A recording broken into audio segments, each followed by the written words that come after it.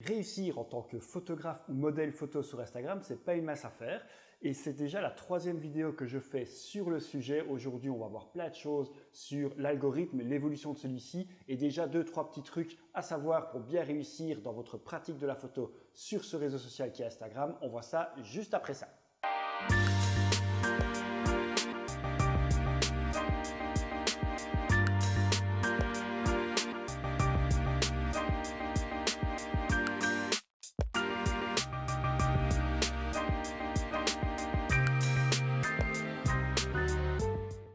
Bonjour à tous, ravi de vous retrouver comme toujours. Alors pour rappel, je m'appelle Karim, je suis photographe de portrait, principalement équipé en Fujifilm et je fais cette chaîne YouTube pour partager mon expérience et surtout avoir un échange avec vous sur la pratique de la photo, du portrait, de Fujifilm en particulier, mais également sur la vie de photographe sur les réseaux sociaux et en particulier sur Instagram. C'est vraiment le sujet de cette série. Alors je ne vais pas me réétendre sur l'importance d'être présent sur Instagram quand on veut réussir en 2021 maintenant en tant que photographe et en tout cas se faire voir sur les réseaux sociaux. C'est une pub qui est magnifique. Alors on peut aimer ou détester Instagram, mais c'est selon. Mais il y a tellement de visibilité possible sur ce réseau social qu'il est devenu incontournable. Il y a pas mal de choses qui changent ces derniers mois.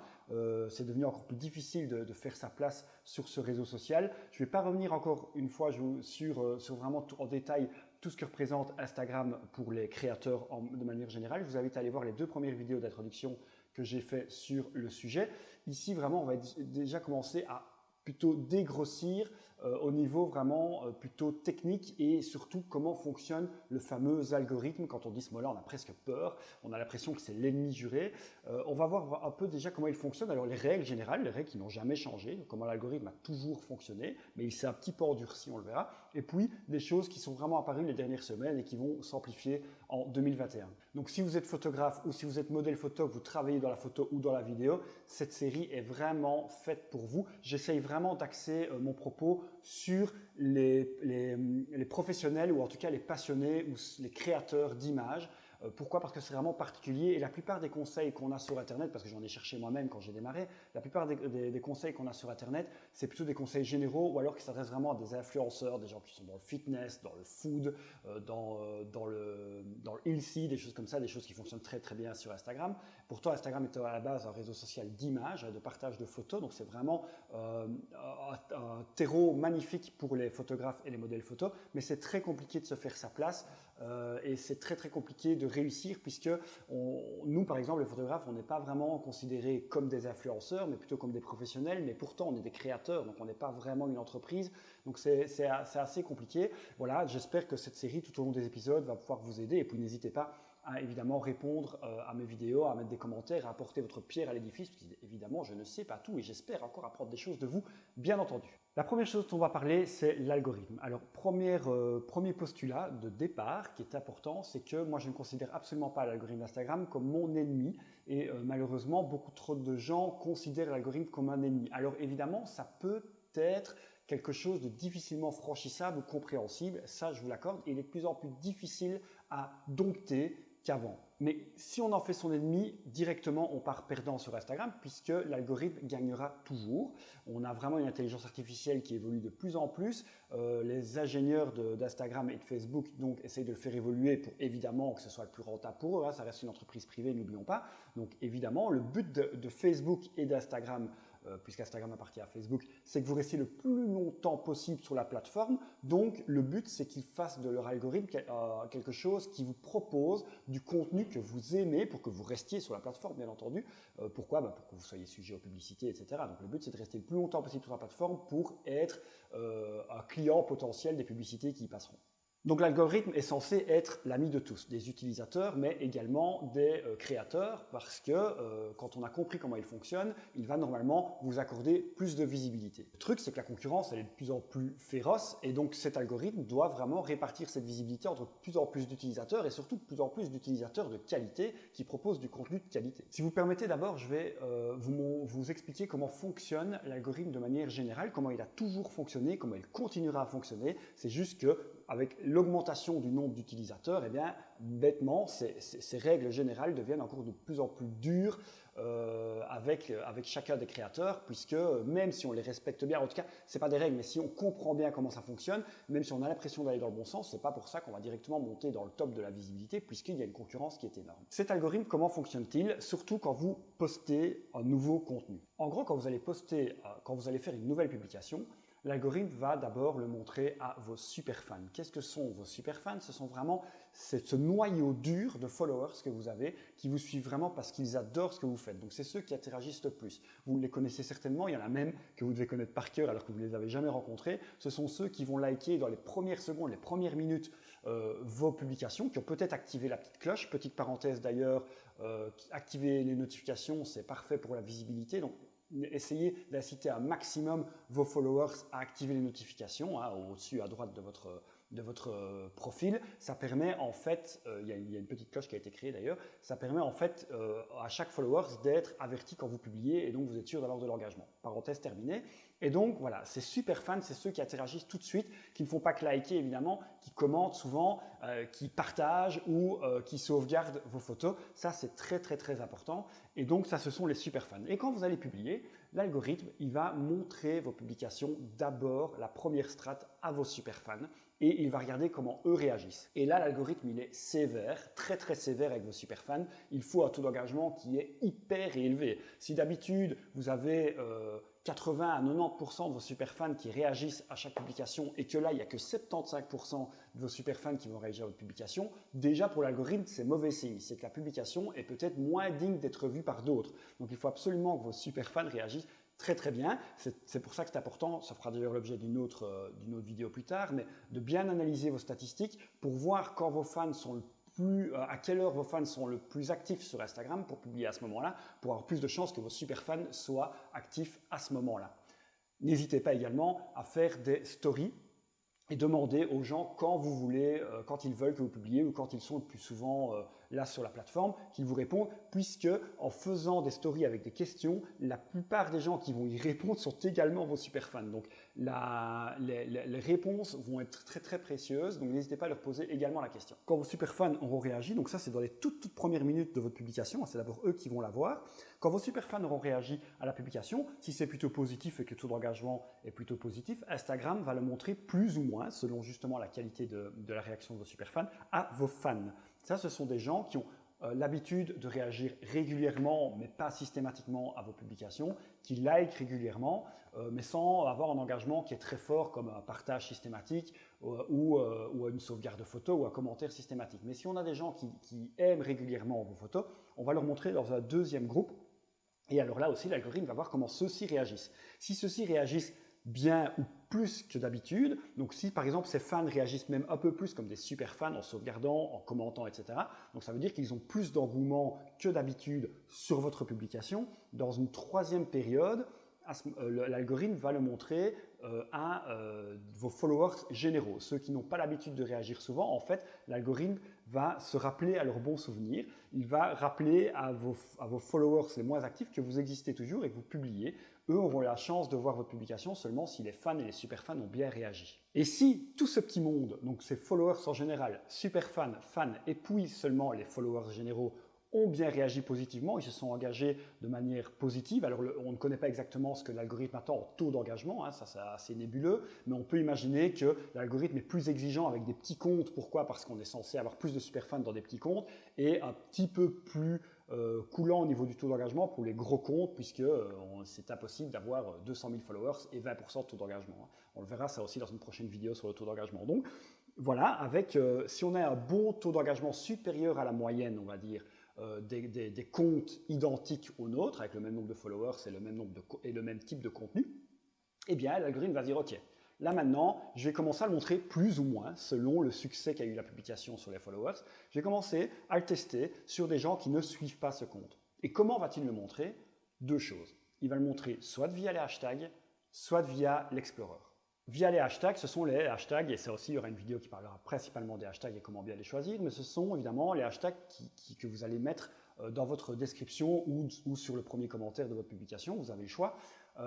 Attention que ces hashtags doivent être vraiment relatifs, ou en tout cas reliés à la photo. Si vous utilisez des hashtags qui sont trop généraux et qui ne décrivent pas assez la photo, l'algorithme risque de passer, puisque là on a presque quelqu'un qui essaye de spammer les hashtags et d'être présent sur un maximum, et donc vous allez vous noyer dans une masse. Essayez vraiment d'avoir en tout cas quelques hashtags, pas tous, mais quelques hashtags en tout cas qui sont vraiment très précis, peut-être qui sont moins suivis par une masse de personnes, mais si c'est précis, dites-vous que le peu de gens qui suivent ce hashtag, ou qui en tout cas font une recherche sur ce hashtag, seront évidemment très très intéressés par votre contenu s'il représente bien et s'il décrit bien votre photo.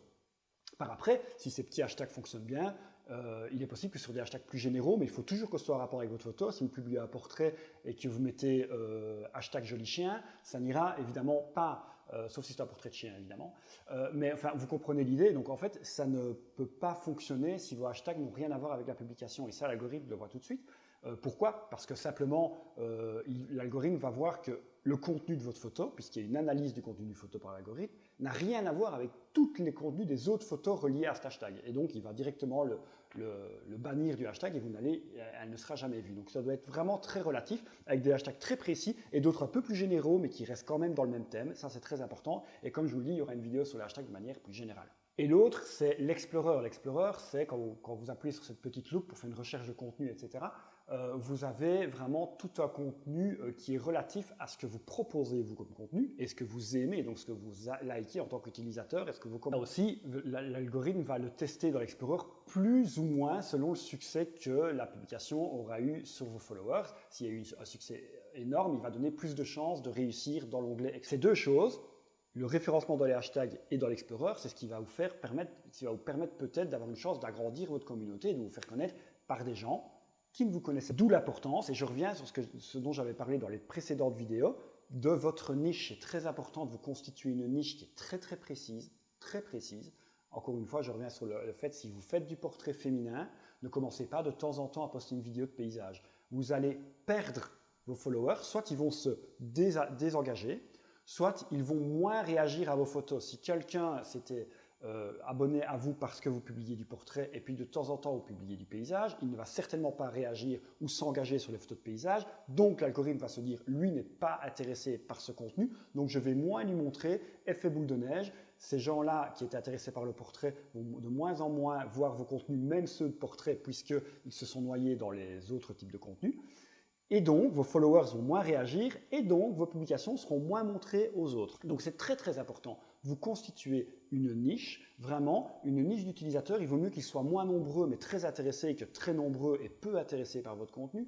Pourquoi? Parce que quand vous allez publier, ils vont interagir d'autant plus puisque vous êtes certain que c'est un sujet qui leur plaît et que c'est un contenu qui leur plaît. Maintenant, il faut évidemment qu'il soit de qualité, mais en tout cas, le thème, vous verrez dans le mille par rapport au thème. Et donc, vu qu'ils auront bien réagi, vous aurez beaucoup plus de chances que l'algorithme teste votre publication sur le hashtag et l'Explorer. Je dis bien test parce qu'il n'y a pas de science exacte, ce n'est pas parce que ça a bien marché sur vos followers que ça a bien marché dans les hashtags et l'Explorer. Donc, il va l'essayer, l'algorithme, sur les hashtags et l'Explorer. Et là, on a encore un effet boule de neige. Plus ça va marcher, plus votre publication va rester longtemps au top et donc sera vue par plus de personnes qui vont plus s'engager, plus vous suivre, etc. Pour que ça fonctionne bien avec l'algorithme, restez bien dans le même thème, toujours, toujours. Et donc maintenant, je vais justement essayer de vous montrer, ou vous démontrer, j'espère, les pièges dans lesquels il ne faut pas tomber, justement, avec cet algorithme Instagram. En fait, trop souvent, je vois sur Instagram des petits concours, des petits trucs de partage, et encore là, on est sur des choses qui sont permises par la plateforme, mais qui fonctionneront très mal. Ça démarre souvent par combattons l'algorithme ou déjouons l'algorithme. L'algorithme, il n'est pas là pour le combattre ou le déjouer, il est là pour que vous devez plutôt caresser l'algorithme dans le sens du poil, aller dans son sens, ça permettra d'être plus vu que d'essayer de le battre parce que vous êtes perdant dès le départ. L'algorithme va mesurer la popularité de vos publications sur les gens qui l'ont vu, mais les gens à qui lui les a proposés. C'est très très important ça. Donc l'algorithme va proposer votre publication de manière différente à certaines personnes. Il va proposer dans le fil d'actualité de vos followers, c'est comme je vous l'ai dit, super fan, fan, followers, voilà, qui en scrollant vont tomber sur votre publication et interagir ou pas, mais c'est l'algorithme qui a décidé de leur montrer et qui a décidé de leur montrer à un moment donné. Et puis, on a aussi, toujours dans le fil d'actualité, ceux qui sont abonnés à hashtag vont le voir, si quelqu'un tape un hashtag parce qu'il est intéressé par un thème et tombe sur votre publication, c'est encore l'algorithme qui a décidé de l'afficher pour X ou X raison au top ou pas, selon la popularité de la publication. À chaque fois que quelqu'un voit une publication de manière naturelle, et c'est ça que l'algorithme veut comprendre, il veut que la personne et l'utilisateur qui tombe sur votre photo soient tombés dessus de manière naturelle, donc que ce soit l'algorithme qui lui est montré, et il interagit, et là, son interaction aura énormément d'importance. Par contre, essayez de faire des concours de repartage. Donc ça, évidemment, ça fonctionne. Des repartages en story, on voit souvent des Sunday partages, des Sunday shares, des choses comme ça, où le dimanche, tout le monde partage les trucs de tout le monde, c'est bien. Ça peut marcher pour découvrir de nouveaux comptes, effectivement, et si on est intéressé, on peut avoir de nouveaux followers. Par contre, essayez de faire ce genre de choses pour avoir plus de likes sur une publication. Ces likes n'auront pratiquement aucune valeur pour Instagram. Pourquoi? Pour l'algorithme. Pourquoi? Parce que c'est des gens à qui on aura envoyé un lien, en gros. On leur a dit, va là et va cliquer et va mettre j'aime là-bas. Donc, ce n'est pas l'algorithme qui le propose. Et donc, ce n'est pas un comportement qui est naturel. Et donc, l'algorithme risque de ne pas en tenir compte, en tout cas pas beaucoup. Même sur ces manières qui sont totalement permises par la plateforme. Après, on a des manières qui sont un petit peu plus borderline. Je parle par exemple des groupes d'engagement, il y en a énormément. J'ai fait partie de groupes d'engagement de photographes, puisqu'à un moment, quand on est en manque d'engagement, on cherche vraiment comment s'en sortir. Et donc, c'est des groupes de discussion qu'on peut faire en message privé sur Instagram, sur Facebook, sur WhatsApp. Il y en a beaucoup qui vont sur Telegram parce que c'est une plateforme qui n'appartient pas à Facebook et donc on se dit qu'on est caché et qu'on ne verra pas. Et donc, qui partagent à heure donnée les nouvelles publications, qui préviennent les autres utilisateurs du groupe de discussion qu'ils ont publié, et tous ces utilisateurs sont censés aller directement liker dans les premières minutes pour soi-disant augmenter l'engagement. Ça a fonctionné à une époque, ça ne fonctionne plus. Ça ne fonctionne plus et vous allez griller votre compte, vous allez le flaguer, comme on dit. Donc Instagram, c'est un peu comme l'œil de Sauron, il va avoir l'œil dessus et va se dire qu'il y a un comportement non naturel sur votre compte. Vous allez donc endommager votre compte, c'est très important. Pourquoi? Parce que la plupart des gens qui vont liker et commenter, déjà c'est souvent les mêmes, ils ne vous suivent pas spécialement, donc c'est déjà très suspect que des gens tombent comme ça par magie sur vos publications. Et en plus, c'est des gens qui ont suivi un lien soit vers votre profil, soit vers la publication pour liker et commenter. Donc en fait, ce n'est pas l'algorithme qui leur a proposé, c'est des gens qui, de manière extérieure, sont tombés sur un lien et on leur a demandé d'interagir sur la publication. Alors en plus, il arrive souvent que ces gens ne soient pas de la même niche que vous. Donc on a par exemple, si vous avez la chance d'être dans un groupe de partage de photographes, je vous le souhaite, au moins ça, pas un groupe de partage général, sinon c'est vraiment foutu pour vous. Ok, c'est d'autres photographes et d'autres modèles qui vont venir liker, mais on a peut-être des gens qui font du boudoir, qui vont aller liker du paysage, qui vont aller machin. Alors déjà, de un, l'algorithme va comprendre que c'est du n'importe quoi et qu'en fait vous allez liker de façon spontanée d'un coup une publication que d'habitude vous ne likez pas. Et deuxièmement, vous allez en plus complètement tronquer votre Explorer à vous en tant qu'utilisateur. Donc vous allez un peu endommager votre expérience puisque l'algorithme va dire ok, il like un peu n'importe quoi, je vais lui montrer n'importe quoi. Donc essayez de rester toujours bien dans votre niche et surtout de liker ce que vous aimez et de faire vos recherches vous-même et d'attendre que l'algorithme vous propose du contenu. Maintenant, voilà, passez 1 ou 2 heures sur Instagram tous les jours pour aller essayer de découvrir des comptes et au fur et à mesure de taper des hashtags, d'aller voir les followers d'autres photographes, etc. Si vous tombez sur des choses que vous aimez, l'algorithme comprendra que c'est de manière naturelle que vous l'avez trouvé. Donc faire de l'algorithme son ami, c'est simplement respecter le fait d'attendre ou en tout cas en voyageant sur Instagram, en passant du temps, puisque comme je vous l'ai dit au début, le but d'Instagram, c'est que vous passiez énormément de temps sur la plateforme, vous tombiez sur des comptes qui vous intéressent et au fur et à mesure que vous allez rechercher des hashtags, que vous allez liker certaines personnes qui postent du contenu que vous aimez, eh bien l'algorithme va comprendre de plus en plus que vous aimez. Donc quand vous allez retourner sur Instagram, il va vous proposer du contenu que vous aimez et ce sera la même chose pour vos followers, ce sera la même chose pour les gens qui ne vous suivent pas encore, mais si vous suivez bien toutes ces règles précédemment citées, eh bien, et en tout cas vous comprenez la logique de l'algorithme, eh bien, vos publications vont être montrées également à des utilisateurs qui aiment ce que vous publiez de manière naturelle. Évidemment, ça prend du temps, c'est très chronophage Instagram, mais quand ça marche, au moins vous avez vraiment de l'engagement de qualité et donc vous aurez des followers de qualité qui vont devenir des fans, puis des super fans, qui va provoquer plus de visibilité, donc de nouveaux followers, etc. etc. Ça prend énormément de temps. Les marchands de poudre de palapapin qui vous promettent 2000 à 3000 followers par semaine ou par mois, oui, vous allez les avoir, soit par l'achat, et ça ira être pire parce que Instagram va directement comprendre que c'est des faux followers et vous risquez de vous faire bannir, Soit, effectivement, en proposant un maximum, en allant suivre le follow-unfollow, en allant suivre et commenter des publications un peu partout, bah, évidemment, vous allez avoir du retour, puisque les gens vont vous suivre en espérant que vous allez les suivre en retour.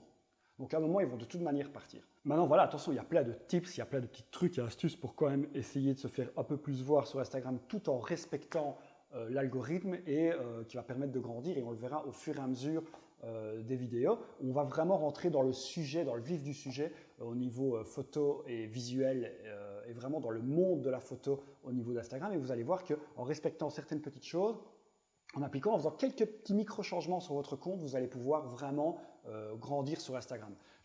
D'ailleurs, vous pouvez aller voir mon compte Instagram, EKS Création, n'oubliez pas, le lien est juste ici en bas. Là, pour le moment, à l'heure à laquelle je parle, je dois être à 16 500 followers, mais j'ai une communauté qui s'engage vraiment bien, j'ai de plus en plus de commentaires, de partages, etc. Et donc voilà, je préfère avoir ces 16 500 personnes qui me suivent vraiment et qui me rapportent quelque chose, puisque avoir une communauté engageante, ça permet d'avoir des collaborations, ça permet d'avoir des contrats photos, etc., que d'avoir 200 000 personnes qui sont très peu engagées. Ça va beaucoup moins intéresser les partenaires, ça je vous garantis.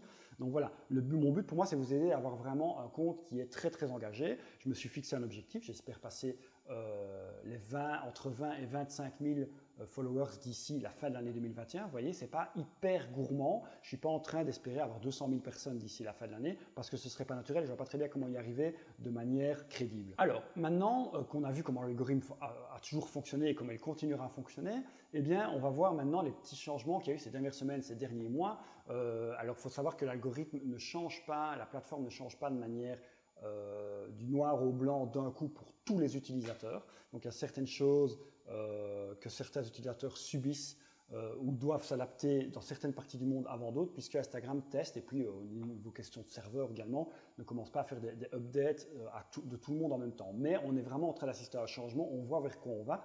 Et là en 2021, il y a des petites choses qui ont changé. Première chose, je vais revenir sur les hashtags. Il y a beaucoup de gens, et moi le premier, qui ont constaté vraiment un drop, donc une grosse baisse de visibilité via les hashtags.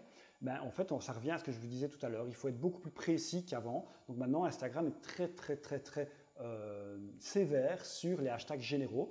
Donc déjà, n'utilisez pas tout le temps les mêmes hashtags, ça vous l'avez déjà entendu, essayez de changer. Pourquoi? Parce que votre photo est tout le temps différente, donc ça ne peut pas être tout le temps les mêmes hashtags. Et j'ai fait en tout cas beaucoup de fois cette erreur, j'essaye vraiment de changer, donc je vous parle vraiment en connaissance de cause.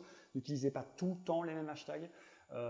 Et alors, essayez peut-être sur un tiers ou la moitié de vos hashtags d'avoir des hashtags qui sont un petit peu moins consultés, mais qui sont très précis, qui décrivent vraiment bien la photo.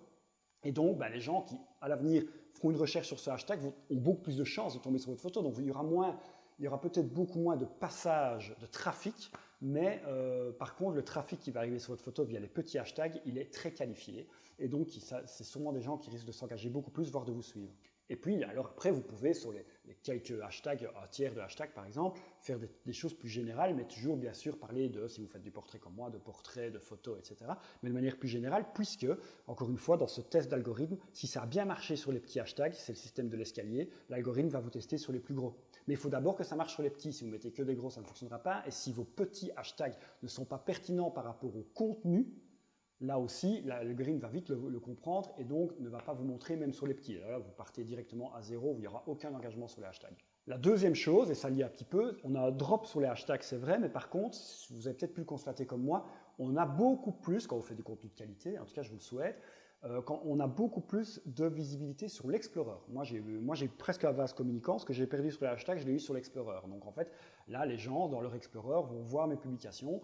S'ils sont intéressés par le portrait féminin, etc. S'ils sont dans ma région, que sais-je, je ne sais pas tous les paramètres que prend l'algorithme, mais c'est vrai que si ça a bien fonctionné sur mes followers, il va en tout cas le tester sur l'Explorer, et plus ça marche dans l'Explorer, plus ma publication va rester dans l'Explorer, et je vous assure que j'ai déjà eu quelques milliers de vues via l'Explorer, alors que j'avais pratiquement rien eu dans le hashtag. Et là, via l'Explorer, normalement, on est sur quelque chose aussi de très qualifié, puisque l'Explorer est vraiment construit selon ce que aime l'utilisateur, et donc votre Explorer, en fait, il est différent. Sur un hashtag, vous allez voir la même chose que tout le monde. Si moi je tape l'hashtag portrait maintenant et que vous le tapez en même temps que moi, vous allez voir les mêmes publications, ça c'est sûr. Tandis que mon Explorer, il est différent du vôtre, il est différent de celui de mon voisin, il est différent de celui de mon cousin, il est différent de tout le monde. Chacun a son propre Explorer selon ce qu'il a été visité avant et ses centres d'intérêt. Et donc, si votre photo apparaît dans l'Explorer de quelqu'un, c'est qu'elle est vraiment normalement adaptée à ce qu'il recherche. Sauf si cette personne a été likée et commentée n'importe quoi pour essayer d'attirer des followers, ce dont je parlais tout à l'heure, et les groupes d'engagement, etc. Mais là, son Explorer, il est complètement faussé, donc Instagram lui montre n'importe quoi, et donc effectivement, il interagit très peu avec son Explorer. Malheureusement, il est peu qualifié. Mais pour les utilisateurs qui utilisent Instagram de manière normale, si votre photo appartient dans leur Explorer, vous êtes pratiquement sûr que si c'est dans le top, il ira la voir. Et une troisième chose qui prend de plus en plus d'ampleur, c'est les réels. Les réels, en fait, c'est vraiment la réponse d'Instagram à TikTok. Ça a été, je pense, introduit fin 2019. Donc toute l'année 2020, on a vraiment vécu avec l'avènement des réels sur Instagram. Donc c'est ces petites vidéos qui d'abord étaient de 15 secondes, maintenant sont de 30 secondes, qui ne sont pas vraiment des stories, qui ne sont pas vraiment l'IGTV, c'est autre chose, ça permet de faire des petits montages. Et en fait, c'est vraiment du TikTok sur Instagram. D'ailleurs, beaucoup de gens republient leurs vidéos de TikTok en réel Instagram. On voit qu'Instagram veut vraiment mettre en avant les réels. Pourquoi? Pour vraiment mettre encore un nouveau type de contenu. Et c'est un contenu qui garde les gens énormément sur la plateforme. D'ailleurs, vous allez voir que si vous commencez à regarder un réel sur Instagram et que vous scrollez, il va vous proposer plus que des réels. Il faut revenir en arrière pour revoir des photos, sinon vous êtes parti dans un vortex de réels, parce qu'Instagram vous les met vraiment devant. Si vous remarquez aussi sur les hashtags populaires, la première publication qui apparaît, c'est un réel avant les photos. Donc on met vraiment les réels en avant. Donc je vous conseille, il y aura encore une vidéo sur les types de contenus et comment les faire en tant que photographe et modèle. Donc je parlerai des réels et comment bien les réaliser et des choses à faire et à ne pas faire. Mais sachez en tout cas que la première chose à faire, c'est faites des réels. Et de manière régulière.